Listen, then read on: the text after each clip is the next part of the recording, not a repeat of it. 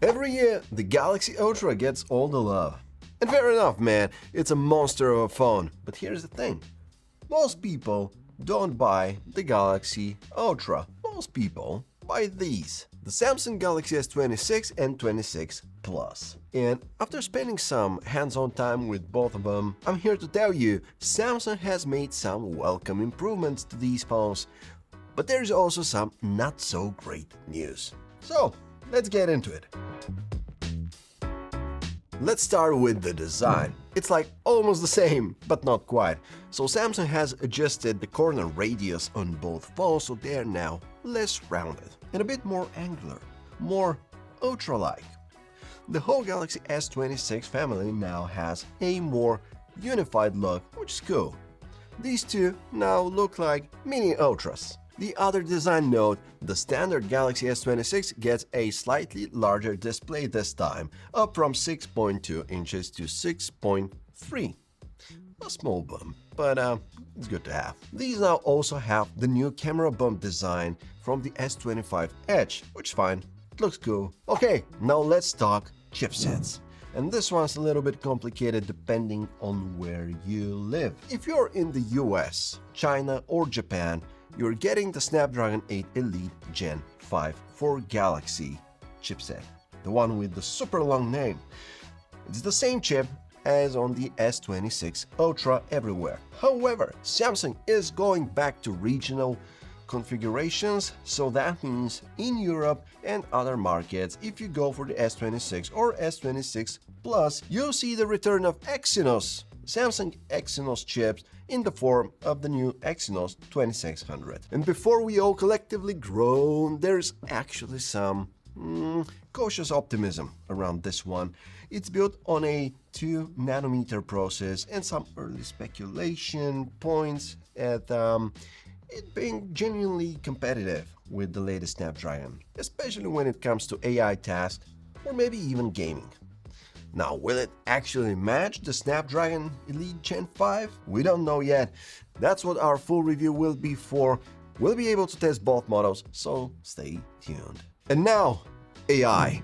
So Samsung has packed a bunch of Galaxy AI improvements across the board. Nothing earth-shattering, but some useful upgrades. So the most fun one is probably has to do with Photo Assist, which can now add things to your photos via prompting and not just remove objects. So for example, if you have a table in front of you, you can ask it to add various objects on that table, and it seems to do that fairly convincingly.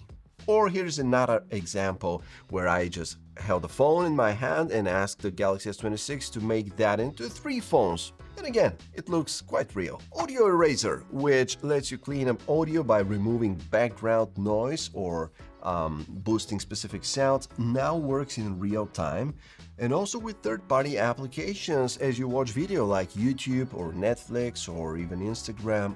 So that's actually pretty useful to anyone who watches a lot of video on their phone. There's also a new feature called Now Nudge, which is designed to surface helpful contextual info right when you need it. Like if you're texting a friend about meeting up, it will check your calendar and it's gonna suggest to you like a free time slot where you can do that meeting. And now, as usual, these types of context-aware features, always sound great on paper, but they often fall short of the vision. So we'll have to test the phones more before we can make any big conclusions. And some good news related to the battery of the Galaxy S26. It gets bigger, of course. The only good news related to the battery. From 4,000 mAh all the way up to 4,300 mAh, which is a 7.5% increase in capacity, which is not bad, especially when you combine that with any efficiency gains from the new chips. So hopefully we're looking at a meaningful battery life upgrade for the small S26. The S26 Plus isn't getting a battery boost. So of course I haven't had enough time for proper battery testing yet, but our full PhoneArena battery score is coming, so all the answers will be there in our reviews, both here and at PhoneArena.com. Hey guys, quick announcement. Our new coffee table book, Iconic Phones, is now available for purchase in the US and Canada. Iconic Phones is a tribute to some of the most legendary devices, going all the way back to the unique designs of the early 2000s. Inside you'll find original photography, stories, exclusive quotes from some of the biggest tech tubers right now, including Austin Evans, Jerry Rick Everything, Mr. Who's the Boss, and more. So if you love retro tech, check the link in the description to learn more about the book and order a copy for yourself. And now, back to the video. Alright, so I've been saving this less fun part for now. Samsung is raising prices on both phones by $100. The Galaxy S26 now starts at $900 and the S26 Plus starts at $1,100. Unlike the Ultra, which is keeping its old price tag at $1,300. Now, Samsung will be quick to point out that the S26 no longer comes in 128GB model. Instead, the base storage will now be 256GB. So technically, the price increase here for the S26 is not substantial. But it's just that the entry price point to Samsung's premium flagship line is now higher. But this is the world that we're living in. What isn't getting more expensive nowadays? But, even at these new prices, the S26 and S26 Plus are genuinely excellent phones. You know exactly what you're getting with a Galaxy S phone.